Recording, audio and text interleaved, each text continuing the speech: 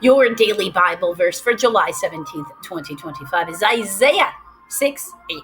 In the KJV, you have also, I heard the voice of the Lord saying, "Whom shall I send? And who will go for us?" Then I said, "Here I am, send me." Here I am in Hebrew is Hahanoi. Okay, so in the NIV, then I heard a voice saying of the Lord, then I heard a voice of the Lord saying, "Whom shall I send? And who will go for us?" And I said, "Here I am, send me." So also versus then, whatever. Then versus and, and then plus punctuation. Right. So no, these mean the same thing. These verses mean exactly the same thing. And they also are a good reminder that God is not interested in slaves. He doesn't want them. He doesn't, that's not really what he's on about. It's not really what he's looking for. That's not really his idea. He wants people who volunteer. He didn't voluntold somebody. He asked the room. So imagine this is sort of like he's on a conference call, because Isaiah is a prophet. He's on a conference call with his various prophets and different people, as well as whatever angels are in the room, ancestors, whoever you want to believe is up there. But what they're describing for sure here is more like angels and prophets being in the room. And then he's like, "And who will do this thing for us?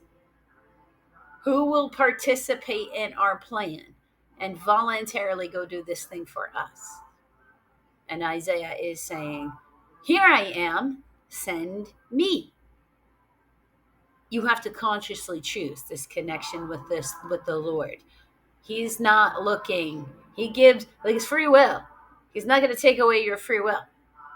He's never going to force you to do anything. He's going to present you with options and wait and see how you respond. Are you going to respond with compassion and love? Are you going to hold firm your own self-love and remember that God loves you? So he's not going to let people just be like, "Yes, just accept abuse from this person unquestionably for the..." No. He doesn't even want things like that. Big, huge decisions, you're supposed to stop and ask him questions and wait for him to answer you.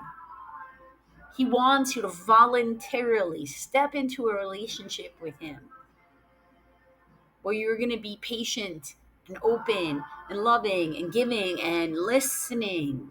Being teachable is far more important to him than anything in the world that you could choose to give up rather than learn from your past mistakes. So I guess that's a good reminder for today, friends.